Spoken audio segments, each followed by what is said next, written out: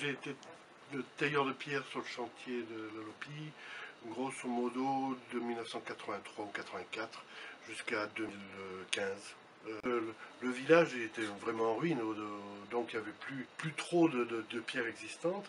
Et quand elle était existante, eh ben, les encadrements n'étaient pas entiers.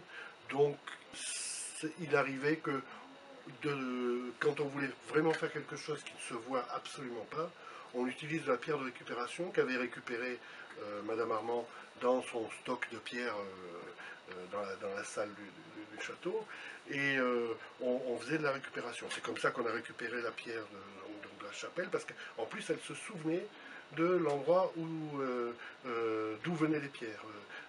Sur les maisons qui étaient reconstruites, mon prédécesseur, donc lui, utilisait de la pierre qui venait de la carrière du côté de Chamarré, et débiter les pierres avec une tronçonneuse, et tailler les pierres entièrement du bloc jusqu'à la pierre finie, et il la posait aussi. Et puis moi j'utilisais plutôt des pierres j'achetais de la pierre principalement dans le Luberon. Et mon premier chantier, ça a été un chantier où il y a eu un problème, où heureusement j'étais absent ce jour-là, je taillais à l'intérieur de la maison, et les maçons décaissaient les murs à l'extérieur. Moi je travaillais sous une voûte. Et heureusement, un jour où j'avais un rendez-vous ailleurs, la voûte s'est écroulée sur le travail que j'étais en train de faire.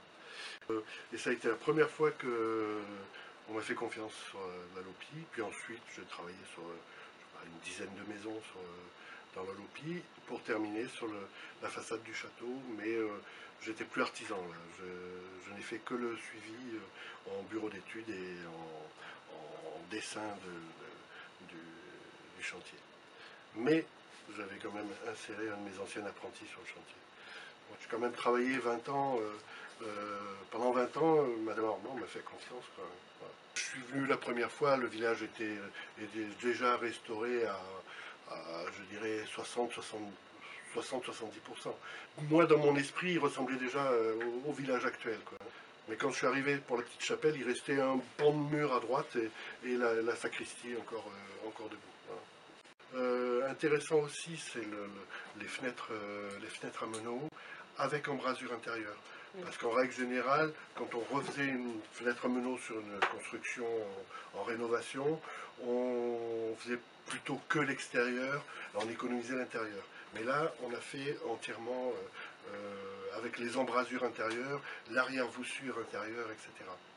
On a intervenu aussi sur la maison qui était en contrebas de la petite chapelle, qui là c'était une ruine complète. Hein, c'est plus une rénovation, c'est une reconstruction complète. Ouais. Et ça se voit absolument pas, puisqu'il y a une unité complète dans le village. C'est quand même un chantier bien marqué par une seule personne, par un seul architecte, par une seule pensée, je dirais.